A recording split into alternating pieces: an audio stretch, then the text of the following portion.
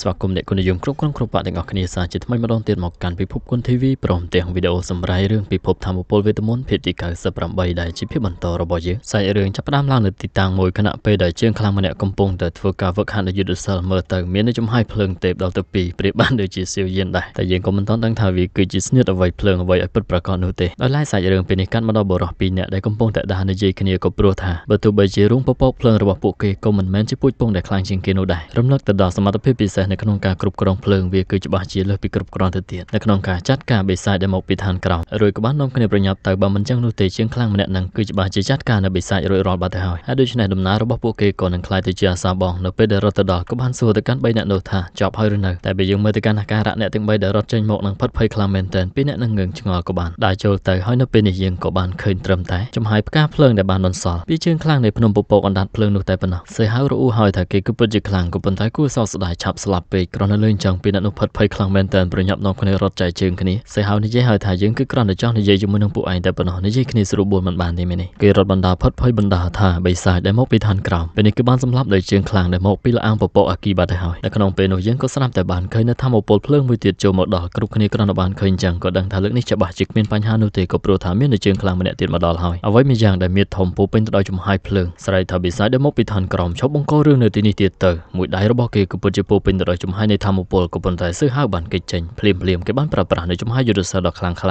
ាប្រតិសិនចុងវិញខ្លួនរបស់សឺហៅក៏ដូចជាអាចបំលាស់ទីទៅតាមអាវុធរបស់គេនឹងបានទៀតផងវាយទៅសឺហៅរបស់យើងក៏បានគេចចេញមិនអស់ចិត្តគេក៏បានប្រើប្រាស់នៅធម្មពលបន្ថែមតែកណ្ដាប់ដៃដ៏ធំនឹងត្រូវបានសឺហៅប្រើតែម្រាមមួយតែប៉ុណ្ណោះផ្ទាត់ចេញទៅក្រៅបាត់ទៅហើយភ្លាមនោះបើយើងសម្លឹងទៅកាន់លើមេឃក៏ស្រាប់តែមាននៅធម្មពលមួយខ្មោះខ្មាញ់ព្រមទាំងបញ្ចូលធម្មពលមកឲ្យមនុស្សថ្មនេះគេក៏បានអរគុណអ្នកដែលមកនេះផងដែរគឺពិតជាមិនធម្មតាស្លាប់ពោពេញទៅដោយចំហាយនៃធម្មពលរន្ទះស្រីក្រហមគ្រប់គ្នាក៏ដឹងថាគឺជាចិនលុនដែលមកពីពូជពងវិញ្ញាណគ្រាន់តែមកដល់ភ្លាមក៏បានណែនាំឲ្យថាយើងគឺជាចិនលុនមកទីនេះដើម្បីបដៅឯងចេញម្ដងពីនៅនោះដើមឡើយបំរុងនឹងរត់គេចហើយតែពេលនេះគឺមានតែចូលមកវិញម្នាក់សុទ្ធតែធ្លាប់ឮថាចិនលុនម្នាក់នេះត្រូវបានគេស្គាល់ថាជាអតិថិឋានសួគ៌មើលទៅពាក្យជាចាស់មរាវាគឺជាការពិតហើយព្រោះជារំលឹកអំពីចិនគូដែលគឺជាប្អូនប្រុសរបស់ចិនលុនត្រូវបានគេស្គាល់ថាគឺជាស្ដេចវិញ្ញាណសេហៅពេលនេះក៏បានណែនាំខ្លួនដោយប្រាប់ពួកគេថាគឺជាឈ្មោះហៅធានពិតជាគោរពទៅដល់ជើងខ្លាំងចឹងហើយសូមអញ្ជើញចិនលុនគេបានសម្រុកចូលថាឲ្យជួយណែនាំផងមើលទៅកាន់កណ្ដាប់ដៃរបស់គេប៉ះជាមួយនឹងធម្មពលរបស់សេហៅគេក៏បានសរសើរហើយថាល្អមែនអ្នកទាំងពីរបន្ទាប់ពីខ្ទាតចេញរៀងខ្លួនសេហៅក៏ដឹងហើយថាធម្មពលរន្ទះមែនទេគឺពិតជាគួរឲ្យចាប់អារម្មណ៍រីឯចិនលុនលឿនរបស់គេគឺពិតជាលឿនជាពិសេសគឺជាស្លាបធ្វើការចាក់ចុះឡើងឃើញសេហៅកិច្ចរហូតបែបនេះក៏បានសួរហើយហេតុអ្វីបានជាឯងចេះតែរត់អញ្ចឹងមិនបានជាមិនព្រមវាយត្រឡប់មកវិញព្រោះតែយុទ្ធសាស្ត្ររបស់ឯងក៏គួរតែខ្លាំងជាងនេះសេហៅតបហើយថាអញ្ចឹងយើងគឺនឹងបង្ហាញឲ្យឯងបានឃើញទៅចុះប្រើប្រាស់នៅស្នៀតមយូរាទាំង4របស់គាត់ដែលទី1នោះគឺជាគុកមយូរាធ្វើការវាប្រហារទៅចឹងលុនក៏ស្រាប់តែប្រើប្រាស់នៅកែវភ្នែកទី3តែមិនថាយ៉ាងណាបន្ទាប់ពីបានឃើញនៅស្នៀតមយូរាពិតរបស់សេហៅគេក៏ភ្ញាក់ផ្អើលណាស់ដែរសេហៅរបស់យើងបានទៅទាំងស្លាបព្រមទាំងនិយាយថាស្នៀតរបស់ឯងគឺពិតជាខ្លាំងបើសិនជាប្រយុទ្ធដោយផ្ទាល់ក៏ប៉ុន្តែគួរឲ្យសោកស្ដាយ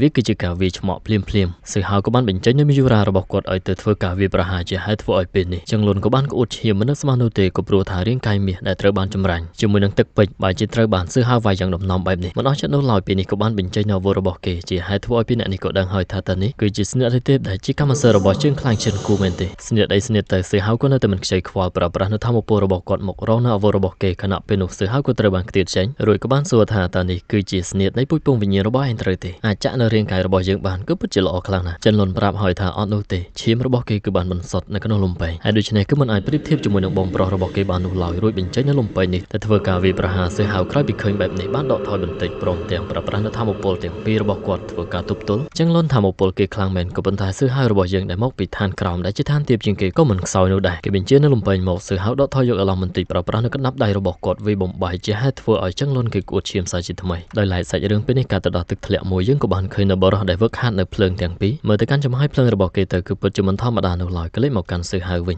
ដៃរបស់គាត់ហាក់បីដូចជាមាននៅរបួសតិចតួចចឹងលុនបាននិយាយឲ្យថាច្បាប់នៃឋានក្រោមវាគឺពិតជាមិនបរិបូរណ៍នោះទេតែឯងបែរជាវឹកហាត់ដល់ចំណុចនេះគឺពិតជាមិនធម្មតាសេហៅតបទៅវិញថាឯងក៏មិនអស់ដូចគ្នាដែរជាមនុស្សដំបូងហើយដែលធ្វើជាមានរបួសចឹងលុនគេទទួលស្គាល់ថាគឺគ្រាន់តែជាជនបរាជ័យតែប៉ុណ្ណោះហើយក៏ទទួលចោះចាញ់ភ្លាមនោះផងដែរក៏ស្រាប់តែលឿននៅសម្រាប់អ្វីមួយយ៉ាងរូបចម្លាក់មួយនេះក៏ស្រាប់តែចេញឡើងនៅធម្មពលប្រេះបែកជាបន្តយើងក៏ហាក់បីដូចបានឃើញនៅវដ្តភ្លើងអ្វីមួយយ៉ាងដែលបានហោះមកប្រតិសិនជំវិញខ្លួនប្រាណរបស់សិស្សហៅចុះឡើងព្រមទាំងពេលនេះគេបង្ហាញនៅមុខមាត់ពិតប្រាកដហើយពលគឺមនុស្សម្នាក់ដែលបានវឹកហាត់នៅយុទ្ធសាស្ត្រភ្លើងមួយនេះបន្តិចចឹងលុនក៏បានហៅគេថាថងជីពេលអ្នកនោះក៏បានលន់មាត់ថាថងជីដែលមកពីពូជពងអណ្ដាតភ្លើងមាសសិស្សហៅចាប់ផ្ដើមងើងឆ្ងល់ទៀតហើយចឹងលុនក៏បានប្រាប់ថាពូជពងនេះគឺអាចធ្វើការលេបចូលនៅធាតុមាសព្រមទាំងហូបភ្លើងបានទៀតផងលេងចឹងសិស្សហៅសួរទៀតហើយថាលេបមាសនឹងភ្លើងមែនទេគឺពិតជាគួរឲ្យចាប់អារម្មណ៍ខ្លាំងណាស់ក៏ព្រោះថាគាត់ គាត់កំពុងស្ដាច់ស៊ីដែរតែមិនធ្លាប់លេបនៅរបស់ពីរនឹងនោះទេសើហៅក៏មិនខ្ចីខ្លាចដែរចូលទៅមុខខណៈពេលដែលគេប៉ែនផ្នែកអណ្ដែតនៅលើអាកាសពីអ្នកទៀតក៏និយាយហើយក៏ព្រោះថាខាងលីហ្នឹងគឺពិតជាជាងខ្លាំងដែលមកពីចំនួនទី1ទៀតផងព្រមទាំងស្ថិតនៅក្នុងចំណោមពូជពងកំពូលទាំងដងគេបច្ចុប្បន្ននេះគឺពិតជាខ្លាំងណាស់ហើយក៏ព្រោះតែពូជពងអណ្ដាតភ្លើងមាសវាគឺពិតជា unique ពួកគេក៏ធ្លាប់បានលើថាសំបីតែមនុស្សពូជពងដូចគ្នាក៏មាននៅទម្រង់ខុសគ្នាដែរវាអាចជារើសអាទិទេពឬមួយក៏ជាដើមឈើធំមួយហើយជាការពិតនៅមាននៅទម្រង់ផ្សេងទៀតដែលដូចជាមនុស្សព្រមទាំងសត្វហើយថងជីម្នាក់នឹងគឺមាននៅរាងកាយដែលជាបដៅអាទិទេពគេក៏ជាជាងខ្លាំងសក្ការៈជនវ័យក្មេងជាងគេនៅក្នុងពូជពងព្រមទាំងជាម្នាក់ដែលធ្លាប់បដូរនៃជាងខ្លាំងជាច្រើនពេលនេះបិសាចមួយនឹងគឺច្បាស់ជាវេទនាហើយសេះហៅបន្តពីស្ដាប់ពួកគេនិយាយអញ្ចឹងក៏និយាយថាមើលទៅគេគឺពិតជាខ្លាំងមែនហើយថងយ៉ាងក៏បាននិយាយថាសភាវៈដែលមាននៅឈាមជាអ្នកមានបាបបានឡើងមកដល់អាណាចក្រចាប់សម្រិតនៃឋានក្រោមយើងគឺត្រូវតែធ្វើឲ្យឯងចុះចូលឲ្យបានរួចប្រើប្រាស់នៅធម្មពលដ៏ខ្លាំងក្លាសេះហៅលើកាលណាហើយបានតបទៅវិញថាមើលទៅឯងដូចជាចូលចិត្តមើលស្រាអ្នកដទៃខ្លាំងណាស់រួចប្រើប្រាស់នៅធម្មពលដ៏សម្បំរបស់គាត់ទៅទប់ទល់វិញដូចគ្នាមើលទៅកាន់ធម្មពលនៃជើងខ្លាំងទាំងពីរមិនធម្មតានោះទេក៏ប៉ុន្តែនៅតែមិនអាចធ្វើអ្វីសេះហៅបានថងជីពេលនេះនិយាយហើយថាឯងគឺពិតជាខ្លាំងជាងការគិតទុករបស់យើងឆ្ងាយណាស់ក៏ប៉ុន្តែគួរឲ្យសោកស្ដាយព្រោះថាមើលទៅក៏គ្មានអ្វីលើសពីនឹងនោះដែរ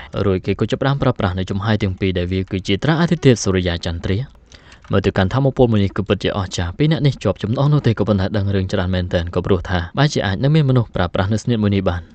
ម្នាក់ទៀតក៏និយាយថាវាគឺជាស្នៀតក្នុងពាក្យដំណាលដែលអាចយកឈ្នះនៅអ្វីគ្រប់បែបយ៉ាងគឺពិតជាមានពិតមែនក្នុងពេលនេះមើលទៅកាន់ធម្មពលដ៏ធំនោះធ្វើការវាប្រហារចុះមកសើហៅរបស់យើងឃើញចឹងហើយក៏បានប្រើប្រាស់នៅបល្ល័ង្កថ្មរបស់គាត់បញ្ជាវាឲ្យទៅទប់ទល់ជាលទ្ធផលនៅពេលនេះថងជីចាប់ផ្ដើមបដូរនៅទឹកមុខព្រមទាំងប្រើប្រាស់នៅល្បឿនដ៏លឿនមកបង្ហាញខ្លួនខាងក្រោយខ្នងរបស់សើហៅតែចំពោះការប្រយុទ្ធចិត្តសើហៅក៏មិនដែលចុះញោមនឹងអ្នកណានោះទេកណ្ដាប់ដៃនឹងកណ្ដាប់ដៃពេលនេះក៏បានប៉ះទង្គិចគ្នាបញ្ចេញឡើងនៅធម្មពលដ៏សន្ធោសន្ធៅចឹងលុនក៏ដឹងហើយថាសើហៅប្រើប្រាស់នៅធម្មពលយិនយ៉ាងទៅទប់ទល់ជាមួយនឹងកម្លាំងយិនយ៉ាងពួកគេទាំងពីរនាក់បែរជាចេះនៅស្នៀតដ៏កំពូលបែបហ្នឹងមើលទៅកាន់កណ្ដាប់ដៃរបស់អ្នកទាំងពីរខណៈពេលដែលប៉ះទង្គិចគ្នានោះក៏ត្រូវបានខ្ទាតចេញរៀងខ្លួនសើហៅដូចជាចង់ដាច់ផ្ងាបន្តិចហើយថងជីក៏បាននិយាយទៀតថាអាចសម្លាប់ព្រមទាំងបំបត្តិចោលជាងខ្លាំងមួយចំនួននៅអាសនៈចាប់សម្រិតឯងក៏ពិតជាមិនធម្មតាមែនរួចហើយមិនទុកយូរគេក៏ចាប់ផ្ដើមប្រើប្រាស់នៅស្នៀតសញ្ញាត្រាតារាភ្លើងមាសចិនលុនឃើញហើយរត់ទៅភ្ញាក់ផ្អើលទៅទៀតក៏ព្រោះថាមើលទៅសមរភូមិនេះគឺចិត្តបញ្ចប់ហើយតែភ្លាមសើហៅក៏ចាប់ផ្ដើមបញ្ចេញនៅចំហាយទាំងពីរខ្មៅមួយសមួយក្លេទៅកាន់ថងជីយើងក៏បានឃើញថាស្នៀតរបស់គេពោពេញទៅដោយបាក់សីទេពជាច្រើនចាប់ពីពីឡើងគឺច្រើនហើយសើហៅក៏បានសម្លឹងមើលដោយមិនដាក់ភ្នែកចិនលុនក៏បាននិយាយថាគេអាចប្រើប្រាស់នៅស្នៀតពូជពងផ្សេងគ្នាក្នុងពេលតែមួយស្នៀតមួយនេះវាគឺពិតជាគួរឲ្យខ្លាចពេកហើយតែសើហៅគ្រាន់តែបានឃើញក៏និយាយថាអត់នោះទេនេះគឺមិនមែនជាស្នៀតដ៏បរិបូរណ៍នោះឡើយវាគឺគ្រាន់តែជាផ្នែកមួយនៃអត្តកម្បាំងស៊ីជម្រៅតែប៉ុណ្ណោះហើយដូច្នេះហើយនៅតែអាចប្រយុទ្ធបានខណៈពេលដែលបាក់សីនោះធ្វើការព្រុសភ្លើងយ៉ាងច្រើនសើហៅរបស់យើងក៏បានគេចចេញប្រើប្រាស់ល្បឿនដ៏លឿនរបស់គាត់មិនថាបើទោះបីជាចំហាយភ្លើងខ្លាំងប៉ុណ្ណានោះទេសើហៅរបស់យើងក៏នៅតែលឿនក្តាប់ដៃសម្រុកឡើងទៅខាងលើស្រែកមួយវ៉ាស់ដាល់មួយដៃស្នៀតកំពូលអីក៏សើហៅកំតិចចោលដែរមិនទុកយូរប្រើប្រាស់នៅល្បឿនដ៏លឿនម្ដងទៀតទៅទាត់ចាប់នោះឲ្យវាខ្ទាតចេញទៅបើទោះបីជាអញ្ចឹងវាក៏នៅតែបន្តសម្រុកចូលសើហៅបានគេចម្ដងទៀតរួចនិយាយថាស្នៀតមយូរ៉ាប់របស់ឯងបើប្រៀបធៀបជាមួយនឹងស្នៀតដើមនោះគឺវានៅស្ទើរខ្លាំងណាស់